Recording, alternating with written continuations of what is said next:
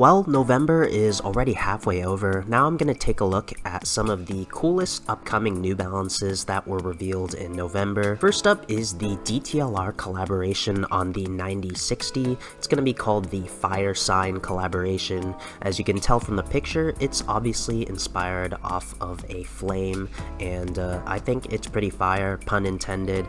I think it works really well on the 9060, and I really like how distinctive it looks, just like an actual flame. And it's actually going to be dropping tomorrow on DTLR, and I have a feeling it might sell out because the last DTLR 9060 collaboration actually sold out pretty fast. So if you really want these, I definitely recommend getting there early. I won't go over this too in depth because I already did a thoughts video, but the ML Leon Dor collab on the 996 is coming soon. I know it literally only says coming soon, but it's most likely going to be dropping near the end of November, so stay tuned for that.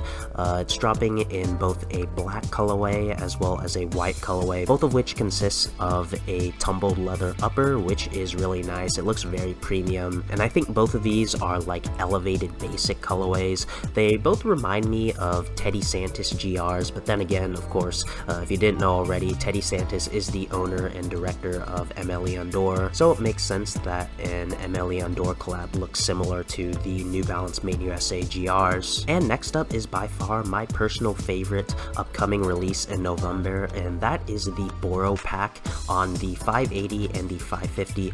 Unfortunately, this is an Asia only release, which really sucks because the Boro pack is very fire. I love how they swap out the materials and you get various contrasting shades of blue as well as different materials. You get patches of denim, you get some hairy suede, you get textiles, all with different textures and little accents. They look so good, especially on the 580. Look at the close-ups. I mean, come on, the shoe just speaks for itself. You get a bunch of details. You get like a cracked leather panel at the back top of the 550. Even the branding is embroidered instead of just being sublimated or printed on, which I think really elevates the shoe. This is not a collaboration, and this is another example of GRs just surpassing collabs even though they're not collabs. I think the designers behind this Boro pack absolutely killed it, and it's a shame that this is an Asia only release. Maybe I'll be able to get these for a decent price on the aftermarket, but who knows.